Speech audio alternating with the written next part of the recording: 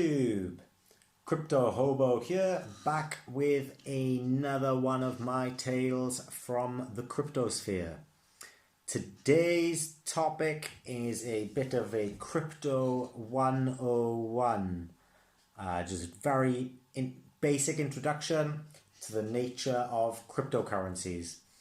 This is following on from my video yesterday on the basics of blockchain. So if you haven't already watched that, please do find that on my channel and give that a quick watch, as it is a good precursor to what we're going to discuss here.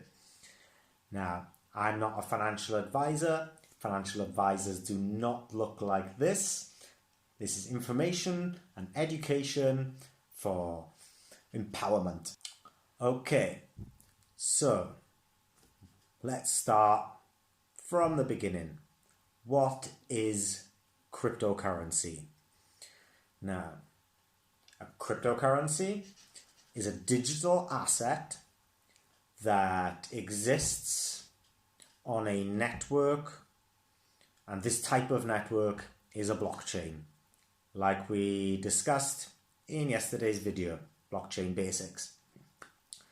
So, one thing I do want to point out right at the beginning is that I think one thing that confuses a lot of people is the term cryptocurrency. It's a little bit of a misnomer, because ultimately there's loads and loads of different types of cryptocurrency in existence in the world today. And being a digital currency, like digital money, or a substitute for fiat currencies, is only one actual use case or utility for these things.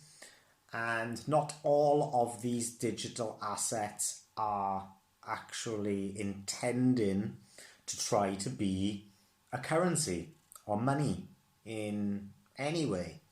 So if this is something as a beginner that is a little bit confusing for you, just forget the word currency for now and just think of them as cryptos, crypto assets. So why crypto?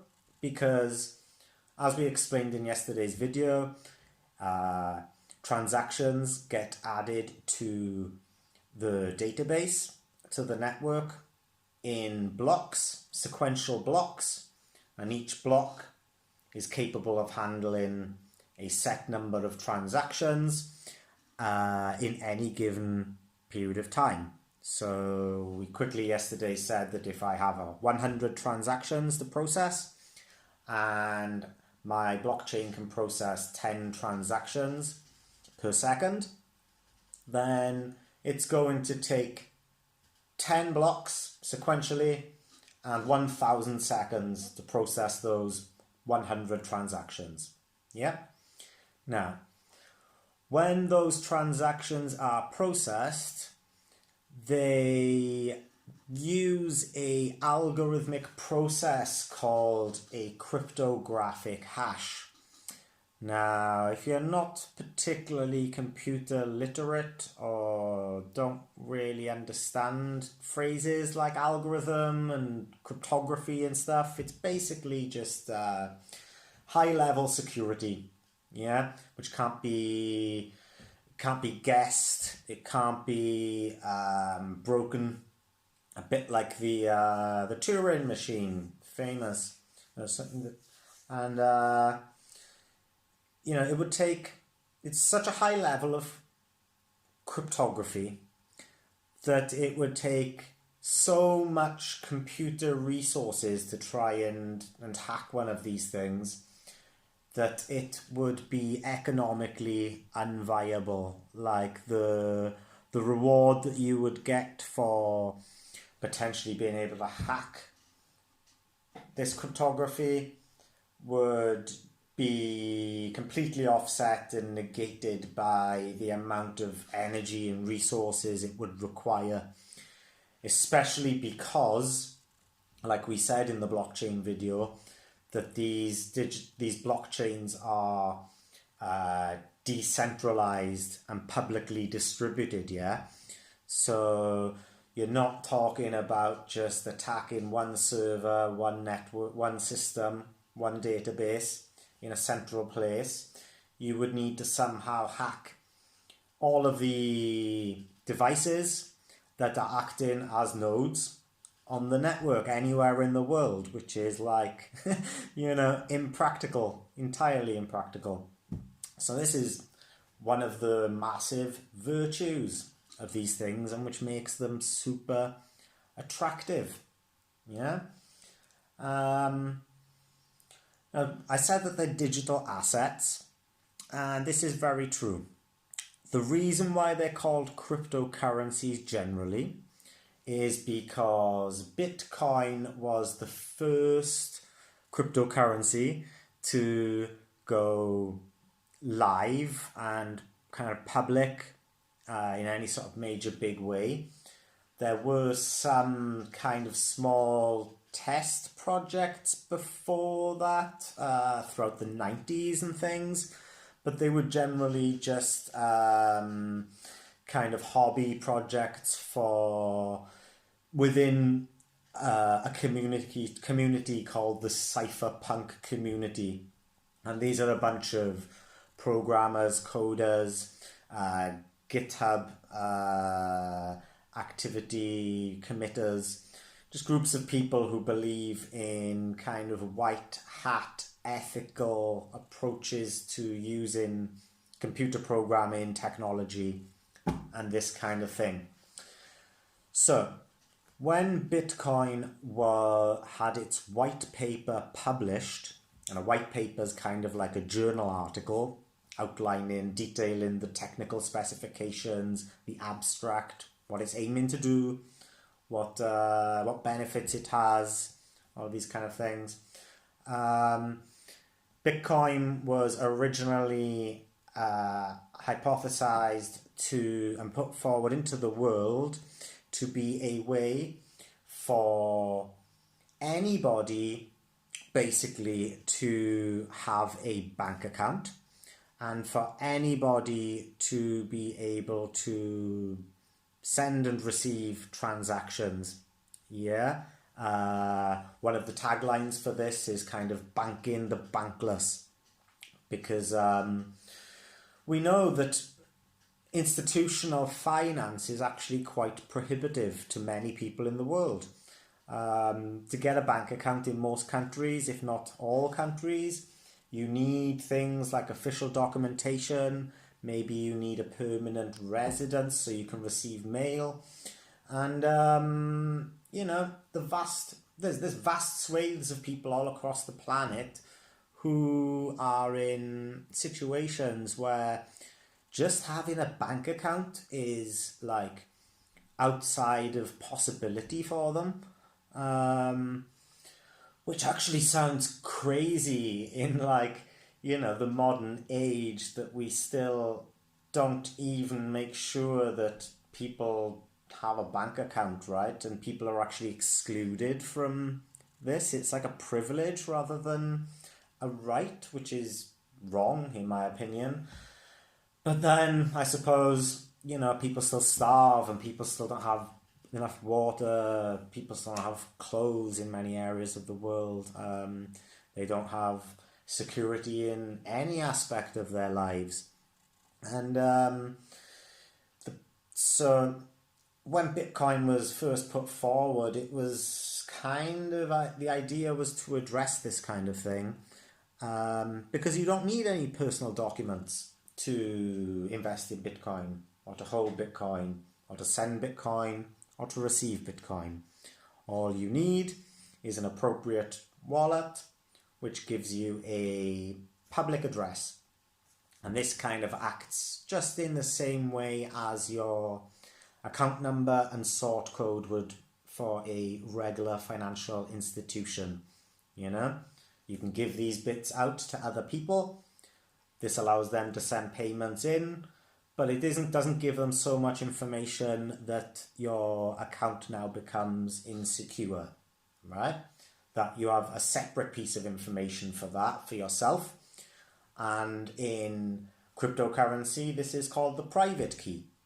So we have the public key for this activity, and the private key, which is for you and you alone, which you should never share with anybody. You should never back it up online.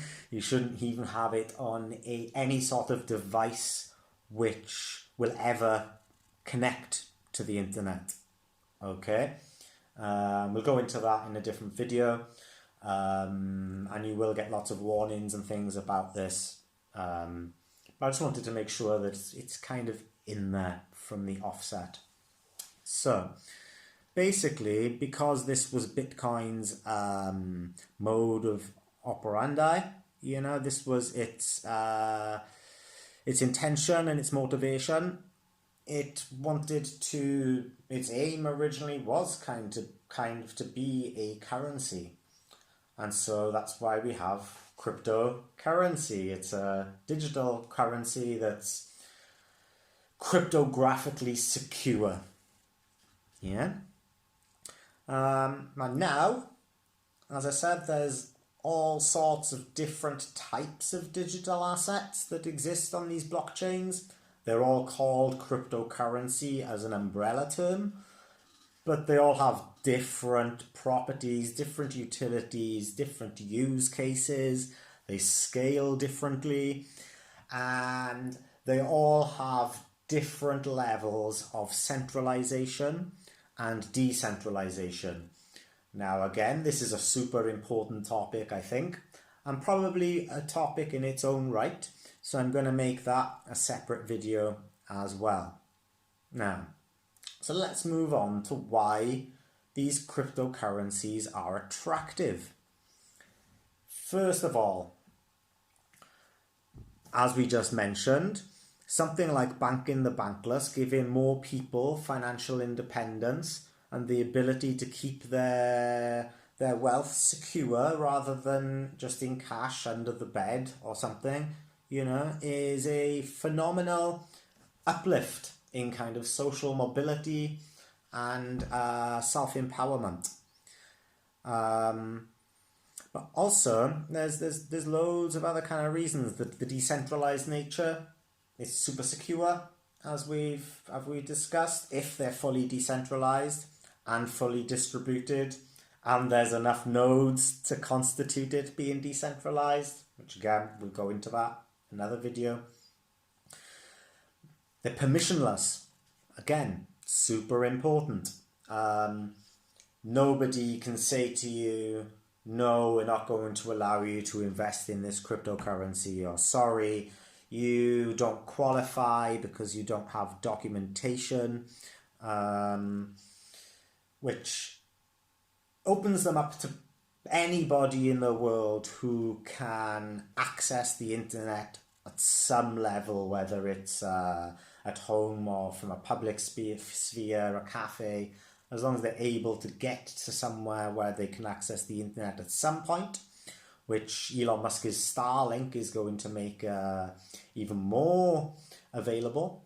Yeah, that's the whole point of these kind of projects. It kind of opens up this scope. Next, digitization. Yeah, these are what we call digital assets.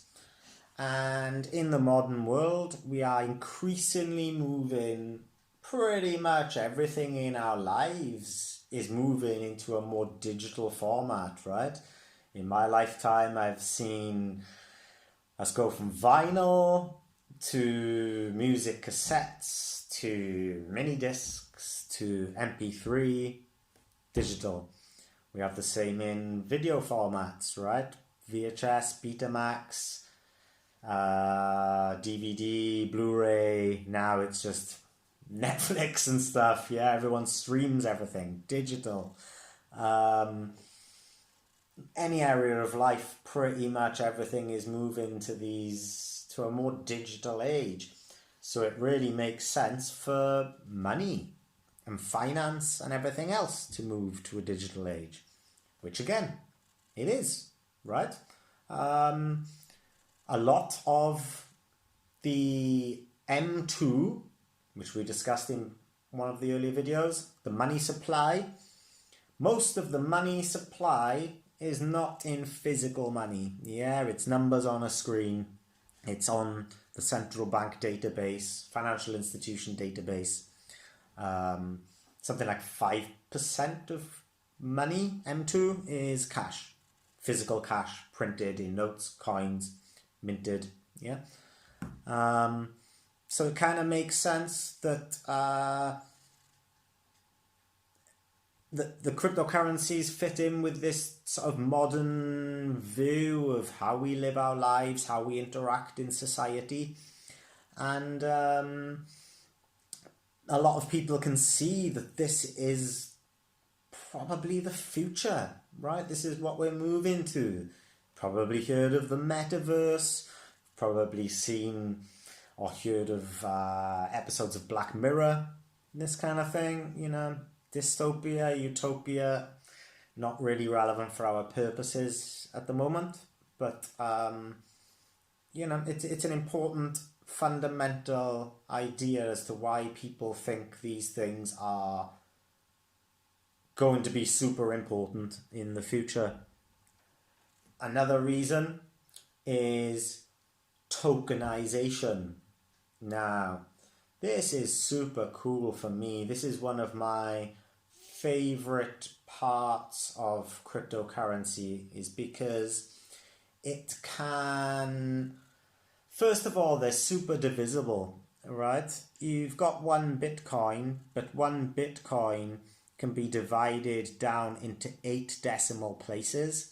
1 unit of Bitcoin is called a Satoshi, and 1 Satoshi is 8 decimal places to a Bitcoin.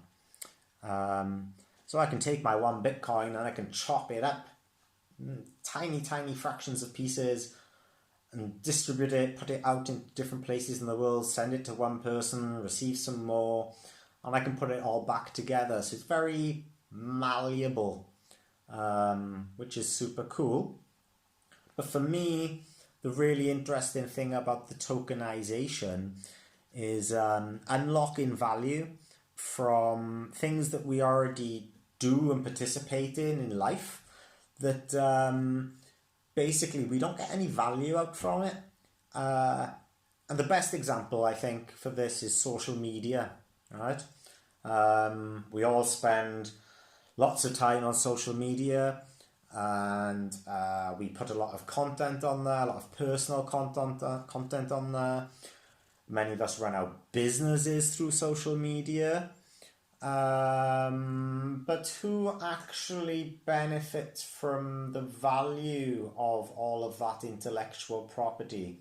Like, you're putting all of this information about yourself, but all of your ideas, your creativity, your brain power, your intellectualism out into the world, and you're giving that to somebody like Facebook or Instagram or any of them. I don't want to pick on one in specific. Twitter, whoever it is. You don't get paid in any way for that, right? They then own that intellectual property, so that's a big problem.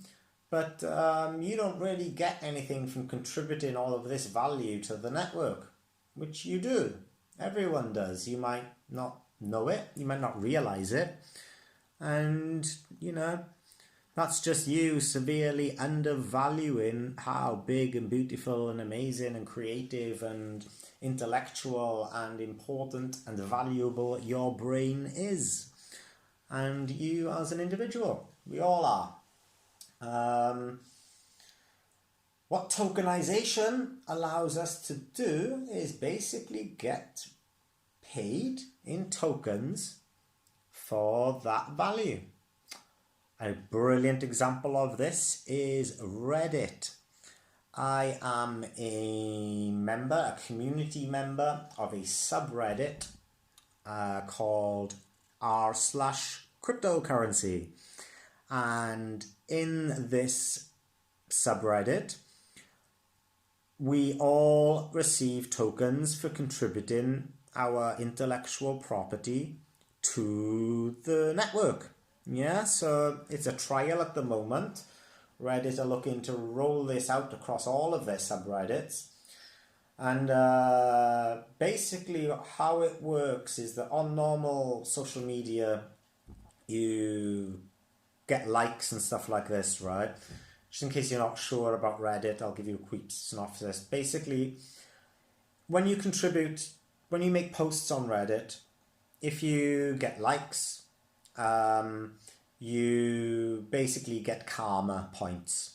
And depending on how many karma points have been produced in a subreddit, compared to how many posts have been made, compared to the activity levels, these karma points end up getting transferred or calculated and transferred by ratio into a cryptocurrency token for this subreddit called Moon, okay, which is awesome. Because now it means that people are actually getting something of value back for participating in this community, right? Which for me, this is a game changer. Apply it to something different. This doesn't happen as far as I'm aware at the moment, but take something like a mortgage. How much easier and potentially more flexible and more efficient could it be for you if instead of having one or two people on a mortgage, where that mortgage can be tokenized and you can split up, you can have 100 people all owning a little slice of that mortgage, 200 people, whatever it is, 1 million people, 10 people, just the 5 people that you trust. It just adds this immense ability to unlock value in areas which that value is currently either unlockable or it's being deprived from the people who are actually creating this value, which is me and you, right, by participating in these things. And I just think that this is, for me, one of these true beautiful things that kind of often gets overlooked when we talk about cryptocurrency. And finally, I guess, is the fact that because it's online, because it's digital, because they can be tokenized, because you have all of these fractional divisibility of the tokens themselves, it's also super globalized, right? Super globalized. Anybody can participate, anybody can trade, and there's no barriers there.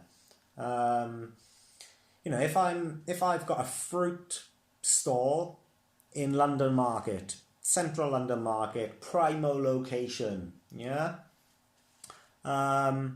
Who's my customer base? Who am I going to trade with? At maximum, the 7 million people who live in London, maybe a couple of tourists, whatever it is. Yeah, but in reality, out of those 7 million people, there's going to be a small percentage of those who like fruit and want to buy fruit today. Yeah? So, whatever that number is. Now, if I've got digital fruit on a global market, it doesn't take a genius to work out that suddenly that 7 million people, potential customer base, is 7 billion people. Or 7 billion people, I think, is the current population statistics, roughly.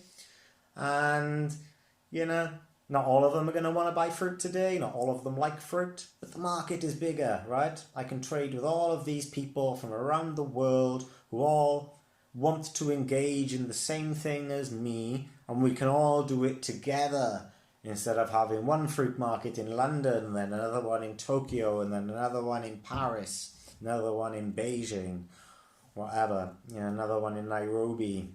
And speaking of Nairobi, Africa is a beautiful, beautiful, beautiful example of this, right? At the moment, it's really, really hard for people in developing nations, emerging economies and things like this to participate in investment markets like stock markets, especially the S&P 500, the Nasdaq, Dow Jones, the FTSE, all these kind of things, the Nikkei.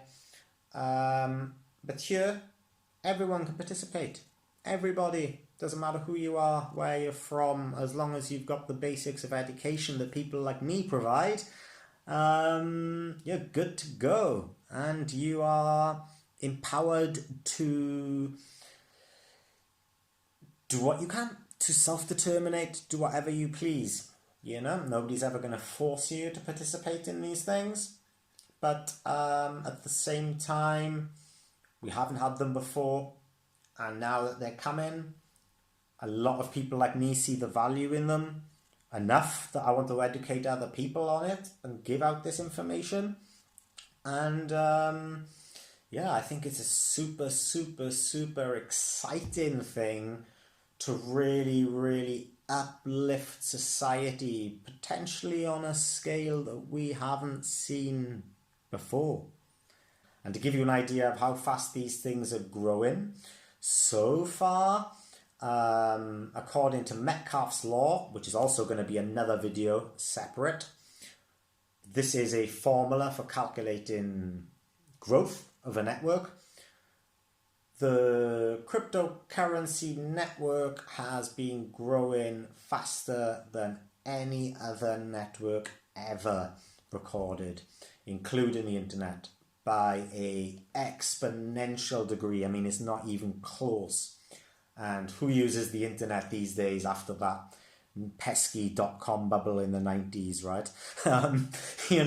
So whilst there's a lot of criticism about cryptocurrency now, and people will throw in some FUD, fear, uncertainty and doubt about these things, and there are legitimate concerns, don't get me wrong, but I always kind of have this in the back of my mind. Okay, people said all of these things about the internet. No one's ever going to use it. It's dangerous. What we going to do with it? Then the bubble burst for the speculators, and they were like, okay, now more people use the internet than probably, I don't know, watch TV around the world these days. Just crazy. I mean, I wouldn't be surprised if more people use the internet than they do vote in their general elections and local elections and stuff.